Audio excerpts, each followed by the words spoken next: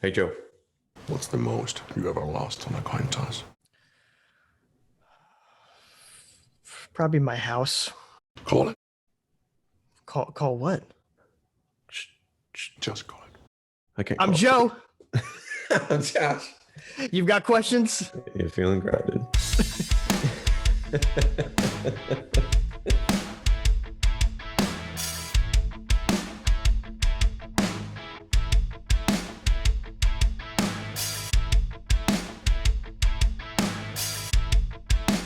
Welcome to Feeling Grounded with your hosts, Josh and Joe. So what we want you all to do right now is subscribe to Feeling Grounded Podcast on YouTube, like the video, share this video to any prospective person that might want to enjoy our content, and also follow us at Feeling Grounded Podcast on Instagram and become a patron. We want you guys to be on that platform with us. We genuinely enjoy putting out extra content on there for only $3 a month. You can see what we're doing on that area.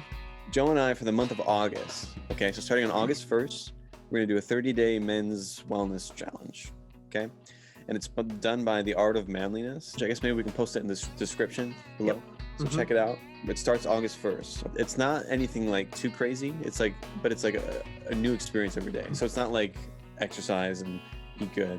It's more like, what are your core values, and like shine your shoes today. But yeah, so guys, check out the description below. You can do it with us. I want to talk about it as during the podcast as we're doing things and like discuss how it's going and all that. So yeah, we'll do it together. Entertainment. Where's the entertainment, guys? No Country for Old Men, Joe. So I just watched this movie for the first time, I don't know, maybe this past week. Oh my gosh. It's been on my list for a long time because I've always heard it was a good, I've like seen the villain, like the iconic Anton Sugar. And I was blown away. So I had seen Coen Brothers movies in the past, but this was the first one that I was like, whoa, like this is good. And it really shocked me. It's probably their magnum opus, because I've seen Fargo, I've seen Buster Scruggs, I've seen Lebowski, right? Big Lebowski. Big Lebowski, yeah. Mm-hmm. Yeah, I haven't seen Fargo. That's on the list too. But I've seen those other ones. I've seen Lebowski, and yeah. I love Burn After Reading. That one's one of my favorites. Yeah, I haven't seen that. Love that one. Nice. But yeah, the whole ending was just crazy to me. And obviously, spoilers if you haven't seen it, just maybe fast forward a little bit if you want to watch it. But if not, we're gonna talk about this a little bit. But yeah, like what are your thoughts, Joe? Like, what are your thoughts on this movie? That's a pretty loaded question. What is it? Tell me right now. I would have to say that there's quite a large influence in a lot of the modern day philosophers like Carl Jung. And what's the basic plot? A man steals money and brings hell on his way in the form of an assassin that can't be reasoned with. It's like a classic Western movie.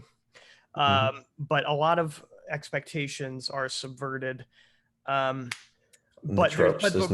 there's a rhyme and reason for those expectations to be subverted, because it's a more modern day tale. The Western tales that we know of Clint Eastwood are good, sure. Like Good and Bad and the Ugly, Fistful of Dollars, Hang 'em High. I think those all have their place, but something like this has very deep-seated meaning too. Yeah. For a modern day Western. Yeah, and it completely takes the concept of what a Western is and then flips it on its head. Like sure, it's still taken in a Western thing, like there's shootouts, all that stuff. But in the end, like the bad guy wins. The bad guy gets away. The good guy doesn't win. I would have to say that really Sugar doesn't win, because his whole philosophy gets turned on its head as well, in the form of Carla Jean calling him out on his stuff, because she says, like, you've got control over your actions following flipping the coin, because you remember when he killed what's his face? The guy with the hat, the Doug Dimmadome hat. Woody Harrelson. Woody Harrelson. Yeah, he That says character. if the rule you follow brought you to this, of what use was the rule? Because if you follow at the very end of the movie, he gets, in a car accident. This whole time, I feel, in my interpretation of the movie, he felt like he was this purveyor of death and he was being protected, but really it's either like a series of random occurrences that he just fell into, or something was actively trying to get him. Either way, he'd lose. It seemed like he was kind of like chaos, like randomness, like personified. Yeah. Like there was no control in his character. Mm-hmm. You know what I mean? And so that's why I think it was just such an awesome idea for a villain. That concept, right? So I guess it was based on the book, right, by Cormac McCarthy, No Country for Old Men. I forget if that's what it was called or if it had a different title, but anyways. But yeah, so just the character, like he just killed people sometimes he spared people's lives, and like how he killed them was different, and like it's just everything was like so random, and like it seemed like he had like because like one of the first times you see him, he just like ruthlessly kills people, but then all of a sudden he has the famous coin flipping scene in that shop where he like decides to just do it based on a coin flip. I think he does. I think he does that with that guy because he doesn't think of himself. He sees himself more as like a rule abider, and kind of looks down on somebody who was married into a situation, didn't work for anything in his life.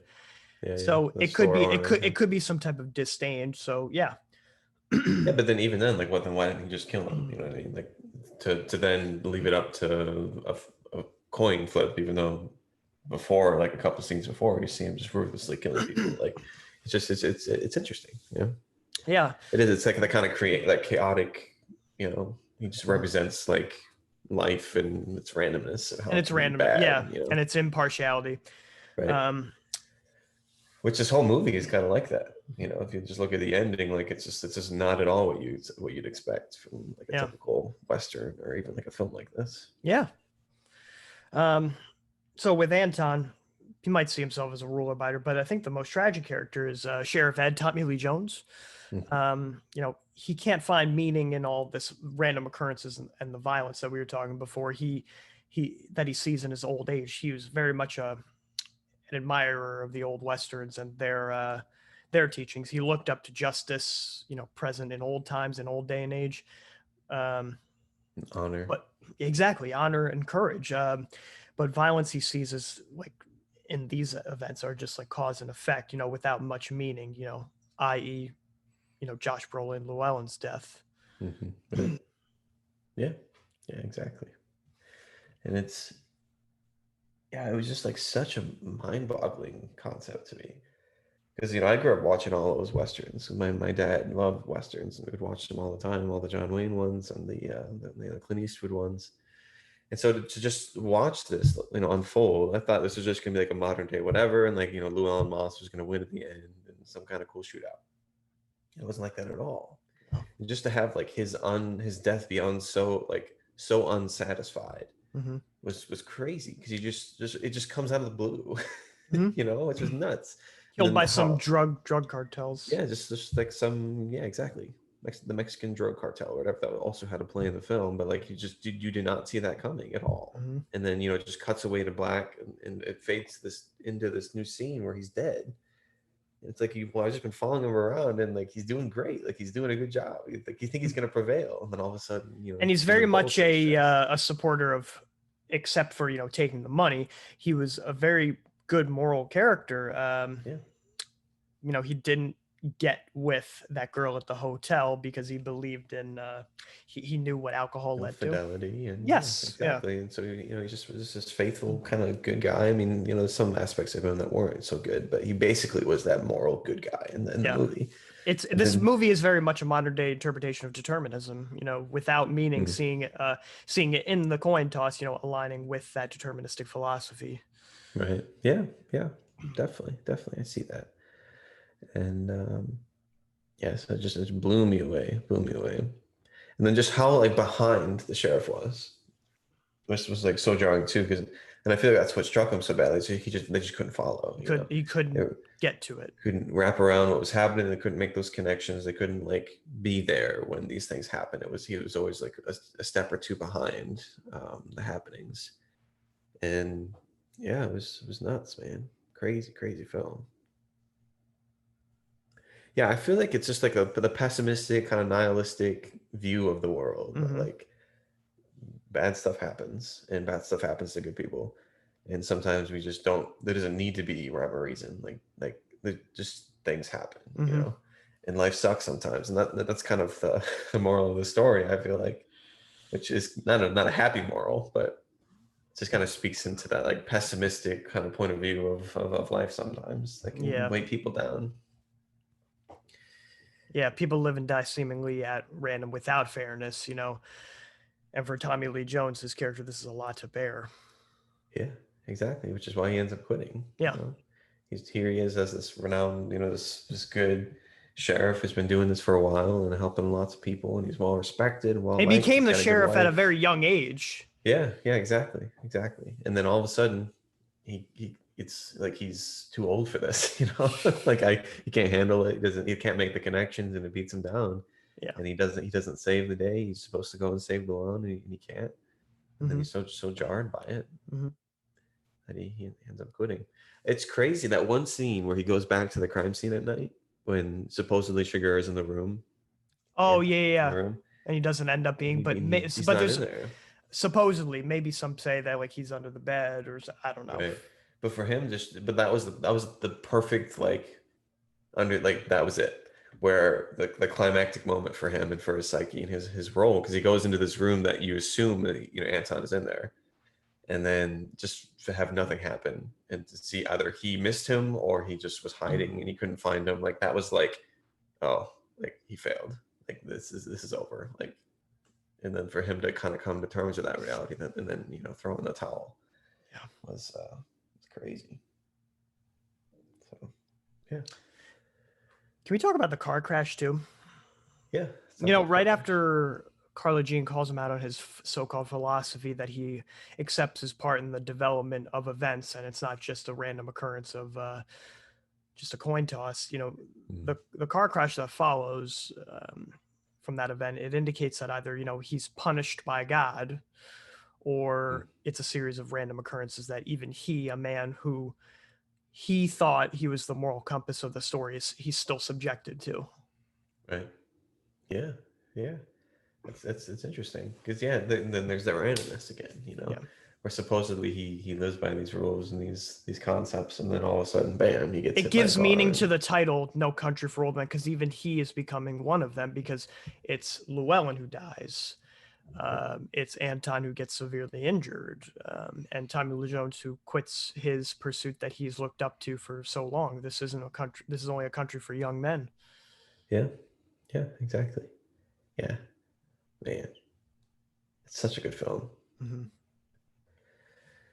It's just brilliant, and the acting is awesome. Josh Brolin was perfect. Tommy Lee Jones, of course, is Tommy Lee Jones, and I have never seen Javier Bardem in anything else, but he just was awesome. He's good as a Bond villain in Skyfall. He's very good. Yeah, I didn't know what else he's done, but oh man, it was good. Like that character is like just so iconic. In my mind, it was like as I was watching it, I was like, he's the perfect villain. Like just like he's ruthless and he just looks weird and he like walks like so intensely. It was like really crazy, and I had that reflection of like, well, what are like modern day villains like? And I feel like today, like this movie couldn't have been made, because of how like unforgiving and how ruthless this guy is. Yeah, people want to go the safe route. Yeah, exactly. Hero wins each time.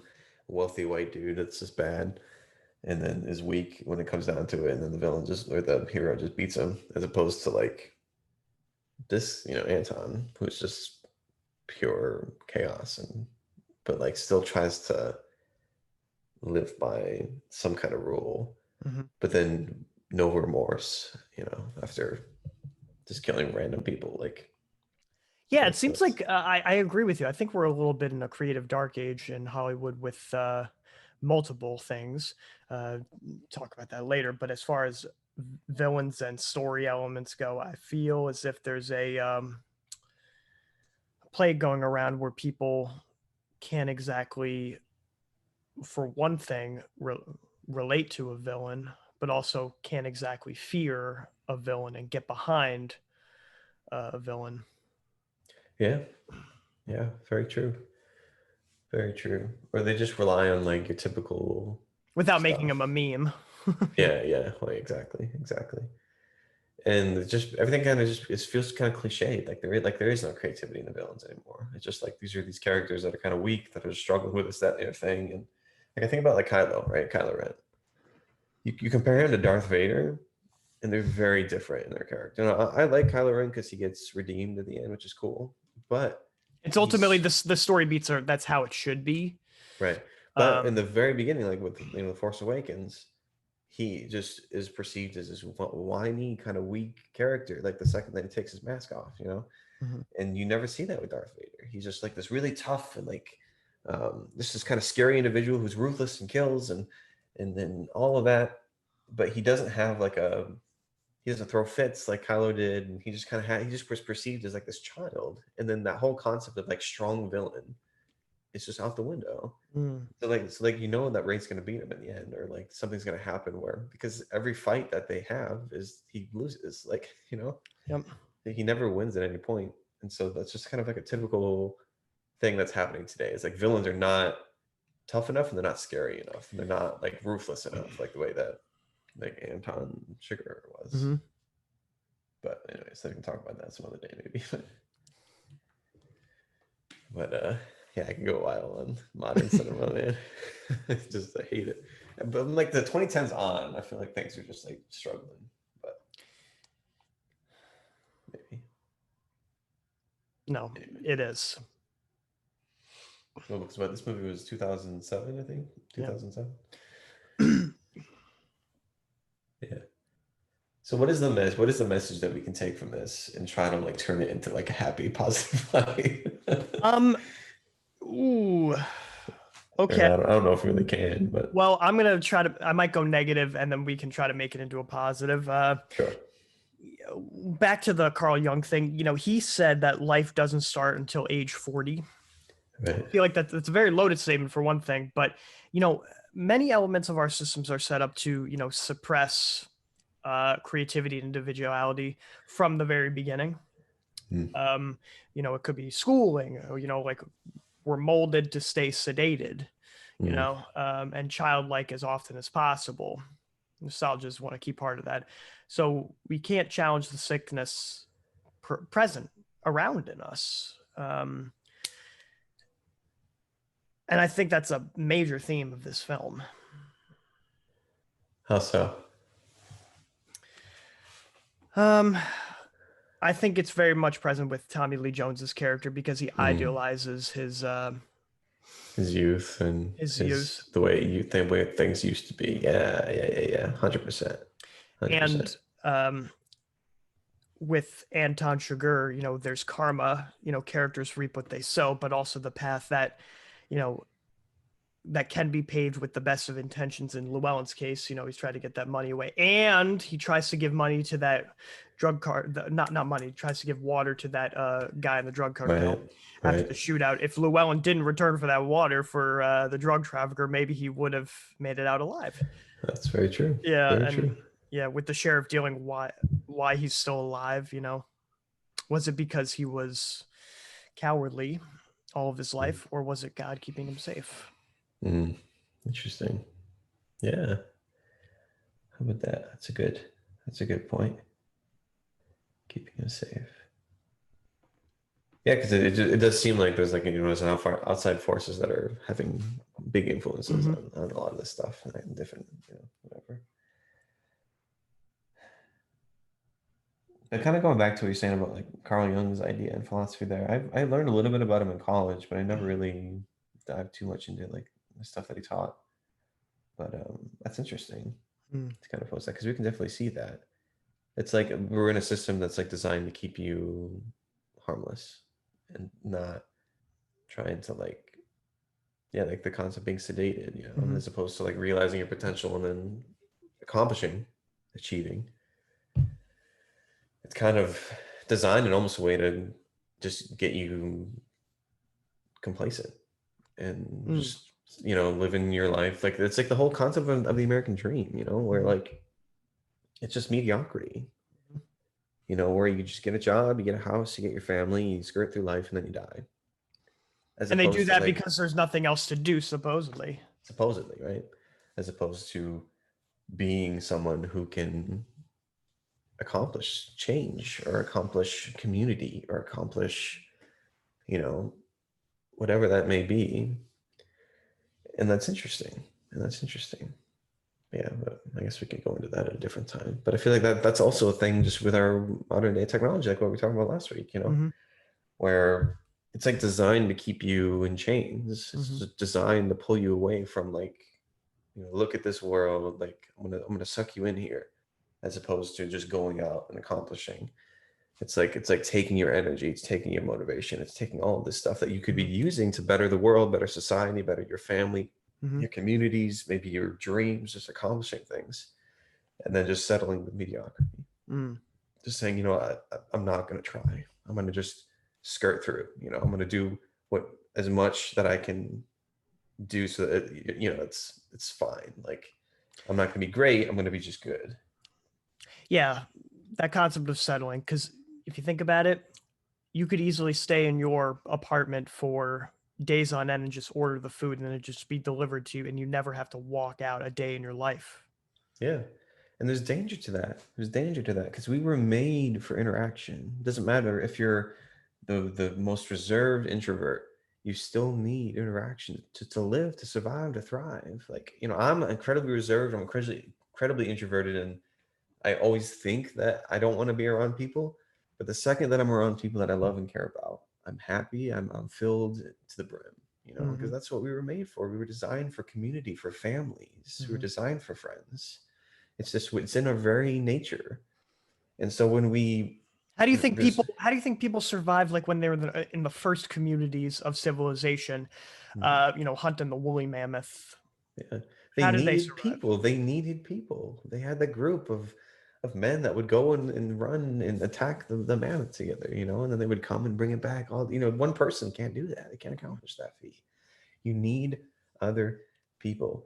That's the lie, is like to believe that you can do things, you can do it by yourself, and you can accomplish things, and you're going to be happy if you're just alone and by yourself. Like that's not true. You need interaction. You need a partner. You need whatever it is, just a friend. Like one good friend is enough to bring you out of the darkest places, and there's something to that. I think in the world that we're living in is becoming so convenient. Well, it's so true. Like we can just sit at home and you can order your food and you can have your groceries delivered and you can, do everything online. You never need to see or do anything. You can just be in a room. And that's not what we were made for, man. And that's just keeping you down. It's letting you fall into complacency and mediocrity. And it's keeping you from accomplishing what you're really supposed to do, which is to achieve and to have some form of success, whatever that may be. And sure, that's may not be just a career path or money or whatever. Maybe you're not called to have a family, but like something that you're not accomplishing. Yeah, we can't tell you to do it. Yeah, exactly. And we can't tell you what your dream is, what your mountaintop is. Right. Yeah, exactly. It's kind of on you. But yeah, so I think this movie shows how life can be unexpected and how life can oftentimes beat you down. But you don't have to quit. You don't have to throw in the towel like Tommy Lee Jones did. You can say, I'm going to go and fight this with reckless abandon. I'm going to accomplish this regardless of what the world says, regardless of what's changing. And I'm going to just do this because it's right. He gives up because he thinks he's beaten down, that he can't achieve it. He can't get the bad guy. He doesn't know what's happening. But instead of just throwing in the towel, he could have been like, what, screw this. I'm going to go all in. Yeah. It's the case of my life. Yeah, exactly. And think about the good that it would be to serve justice. The future is inevitable, but let's travel back in time. So August 18th, 1590, Sir John White returns to the Roanoke colony, and he finds all the colonists missing. I'm sure you're familiar with the Roanoke story, but the only clue was the word Croatoan, which was carved on a post. Now, fate was never determined, of these colonists. We never knew. Some believed that the colonists joined tribes such as the Croatoans, or maybe they were slaughtered by Chief Powhatan because they joined with a rival tribe, but still never being discovered. And it's all in pop culture. Roanoke, I know I was a fan back in the day of American Horror Story. They did the Roanoke season, hit or miss season. I liked it. But they delved into the mythology with their own take on it with the Roanoke story. Interesting. Very cool. Yeah, I've heard about it, but I've never really thought about it, I guess. Kept it in my brain. Mm-hmm. But yeah, it's interesting. It's like the first people, that were settlers, and what happened to them, they were missing. That's right. Okay. Crazy. All right, so mine. August 18th, 1969. I mean, it's classic, right? Mm-hmm. The Woodstock Music and Art Fair. So this was the day that it actually ended. So closed out with the famous Jimi Hendrix performance as the final act. And then just some other bands that played, like Joe Cocker, Country Joe McDonald, The Fish, The Band, CSN and Y, and Sha-Na-Na, a bunch of others. And it was just, an iconic weekend of cultural, moving forward and whatever. Did you know that Hendrix was the highest paid artist for Woodstock? Really? Yeah. Well, I guess I could see that. Yeah, because he probably was the most renowned at the time. Mm-hmm. But yeah, it was just a classic weekend, classic event that they've been trying to, people have been trying to recreate for forever. But, and the only one that came close or debatably surpassed was Live Aid. Right. It's time for Happy Crappy. So how you doing, Joe? What's new in the life of Joseph? Well, I just came back from a wedding last night, and I woke up maybe about a half hour ago. We're filming in the morning this time. We usually film in the afternoon. And that was such a great time seeing a bunch of college friends. Again, I would say that if I didn't already have a happy to talk about, that would be one of them for sure. How about you? Yeah, this is a good week. Pretty chill. Nothing too crazy. Just did the work and school and all that whatnot. Dealing with the kiddos. John took his first steps the other day, which is pretty cool. Yesterday, which is really exciting. Yeah, it's great. He took a step and he fell over. But it's and the other twin will soon follow. Hopefully. Yep. She's a little behind with her mobility still, but because she's so small, but she'll get there. But she's way ahead in her communication. She can say a bunch of stuff. And oh wow, yeah. So it's typical guy and girl. He's more muscular and she's more communicative. That's your typical scenario. But yeah, it's good. Yeah, it was weird though. I got I guess that would be my crappy, so I can talk about that then. But it's a good week. Good food, good friends. Had some people over and watched more Lord of the Rings. We watched the Two Towers, the extended version, which was awesome. And yeah, can't complain. No bats, which is good. No bats flying around. The discount animal control came down.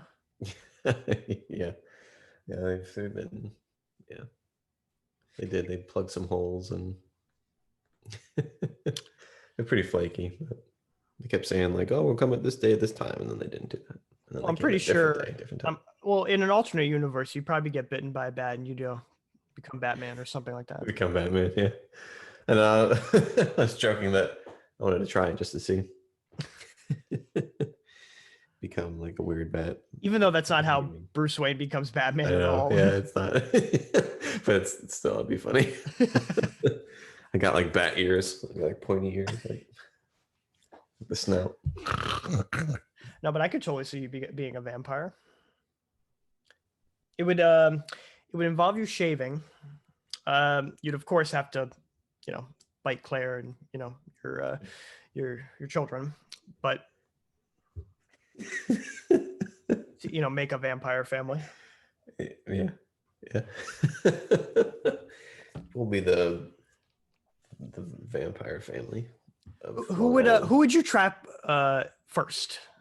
Would I trap first as a vampire? In your new vampire lair. Oh my gosh. I don't know. Because I'd be like a nice vampire. So I would only do it if I was like really hungry. Well, don't they like attack animals? Or is that like the chupacabra? Or what am I thinking of? Do they attack animals, vampires? I don't know. I don't know. But would I trap first? I don't know. I feel like if I was going to do it, it would be something that I didn't know, because I feel like it would be like messed up for me to like attack somebody that I knew. But it's all in the name of good. So if you want me, if I'm like really struggling like with health or something like that, would you trap me so that I could live forever? Okay. Happy crappy. That's ridiculous.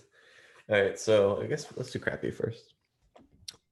Okay. So I can do mine if you want. Go ahead. Yeah. Yeah, I was just like a couple days ago. So normally we record on Saturday, like noon or 2 o'clock. And yeah, for some reason I just got this weird stomach bug. Came out of nowhere. Mm-hmm. Get me all sicky. And you never get sick. I never get sick. Yeah, I was bragging about that to Claire, like literally the day before. The day before. I was just like, hey, like I never get sick, and I haven't thrown up in like years. Then all of a sudden, like bam, the next day I get sick. I think it was just something I ate, but I felt fine after tossing my cookies a few times, as you do. Yes, I felt something in my belly. I had to get out. That's my crappy. Oh man, I'm sorry to hear that, man. It was definitely something you ate, because it doesn't really seem like anything's going around at that moment. I hear nothing. Nobody else got sick though. I'm going to start off with my happy first, because it kind of delves into the crappy. I went to Acadia National Park. The sights were amazing. So I left about a week ago. Sights were amazing. Also hung out in Bar Harbor, which was all this is like in a peninsula. The entire peninsula was astounding. Part of the crappy was finding like parking spaces when trying to find like restaurants and stuff like that, but all's well. I ended up searching like 25 minutes for a parking spot. It was crazy. But it all worked out. I was annoying driver. That's just how it goes. You have to be merciless. But I hiked like 10 miles in one day. Because I just didn't want to stop. Because I was only going to be in Acadia for one day. So I just kept going and going, met a lot of people at restaurants and hiking as well. It was a really, really great time. And another thing too, this is something I recommend you do, Josh, because I know you're a fan of this. Just put on Jeremy Soule music while you're driving through. Yes. Awesome. Because even hiking, that'd be so fun. You picked a bad time to get lost, friend. Yeah, just pretending you're in Skyrim as you're climbing up a mountain. I got there like 6:30 in the morning. The sun was just breaking through the fog when I got up to Cadillac Mountain, they call it. It was beautiful. So you see like the fog disperse and you see all the rest of the mountains. It was majestic. It's one of my favorite things. I love hiking. I haven't gone in years again because my dad and all that stuff. But yeah, it's one of my favorite things. I really love it. So I'm happy you had that experience. So that's your happy. Yes. And then the crappy, in those 10 miles that I walked and driving, of course, because I had to, sitting and hiking and sitting and hiking, while it was so much fun. But in those 10 miles, roughly 4 miles was uphill. And I didn't really properly limber up and stretch beforehand. as I should have. So my IT band hurt a little bit, and I've had IT band issues just a little bit for about 10 years or so. It hurt a little bit for the next day, so I iced it, bathed, which I never bathe.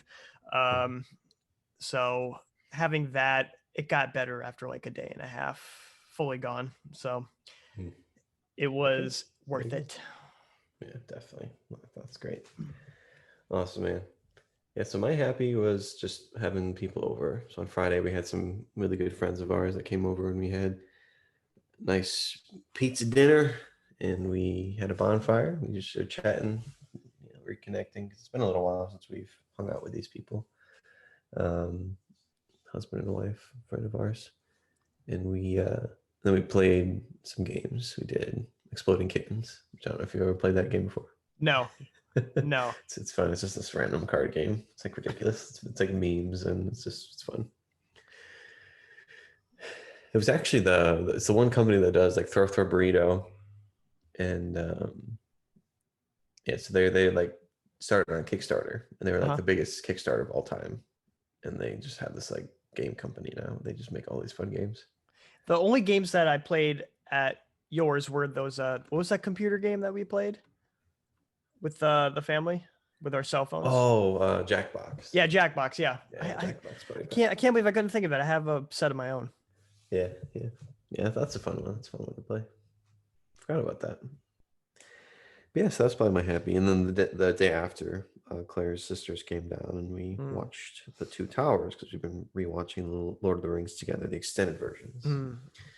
And so I'm happy. So this Saturday we're gonna do the Return of the King, and they haven't seen it. They've seen the theatrical version. They haven't seen the extended version. So I'm very happy about it. I love Return of the King. I love that. I love it too. Yeah. It's so good. Great movie, great book, good stuff. Yeah. Great score. Yeah, man. All right. So how did your Art of Manliness go this week? My Art of Manliness went okay. Through all of my travels, it had been tough to continue. So I'm going to take a little bit more time to get back on track. But journaling has been good too. I know one of the days said start your journal because it's like an archive so that your kids can see it. If you want to do memoirs when you're retired, sure. Right. But it's almost like a window into your days because you forget your days too. That's true. I like that. What else? How about you? Yeah. Well, I've been journaling for a long time. Since college, I've had a lot of journals, and I just really like it. So in the evenings, I'll just write and read and pray and stuff like that. It's just, it is nice to like go back and to see like, oh, like, well, this is what we did a few years ago and whatever. But yeah, so I liked the bucket list thing. So we had to like write down our bucket list. That was fun. I did that with Claire. And so we both just wrote down 10 things we wanted to do and accomplish. That was fun. And then, which is cool because we kind of like discovered things about each other. Because I really wanted to like and it was kind of like a cliche dream, but like the whole idea of like retiring, selling your house, getting an RV, and like traveling for like a year or whatever. And we both wanted. That's a blast. Yeah, and she wants to do that too, which is pretty cool. So we're gonna do that before like downsizing to like a smaller apartment somewhere. When retiring. Yeah, when retiring. Yeah. So once the kids are out and about and doing their thing, so I'm stoked about that, which hopefully we can accomplish. That'd be pretty cool. Yeah, it's just random stuff with kids, and I want to have like an album that gets recognized, like write music that gets attention, stuff like that. Yeah, and then one of the days was like declutter your life, which I was really big on, like trying to simplify things and then just throwing stuff away and cleaning up, and I like to do that, like the purge. But yeah, it was good. It was a good week. Good. So what we want you all to do right now is subscribe to Feeling Grounded Podcast, like this video, share this video to any person that wants to possibly enjoy our content. Also, become a patron. We genuinely enjoy putting out content for only $3 a month. You guys can enjoy us on that platform. Also, follow us on Instagram at Feeling Grounded Podcast. Again, that's at Feeling Grounded Podcast. Also, Josh, we're talking about Art of Manliness. So, we've been working on this. We've been doing this program together. So, man, if you haven't yet, just give it a try. You can start whenever you like. It's not like your typical fitness challenge or anything like that. It's just like do this one thing a day, and it like betters you. Like it gets you focused on your masculinity, whatever that may look like. We're not following like stereotypical tropes or whatever. Just for you personally, like like we said earlier, we went back and did a bucket list where you declutter your life. It's just like little things to try to make you who you are supposed to be, and better. Link in So description. Link in check out the description. description. But you've got questions? You're feeling grounded.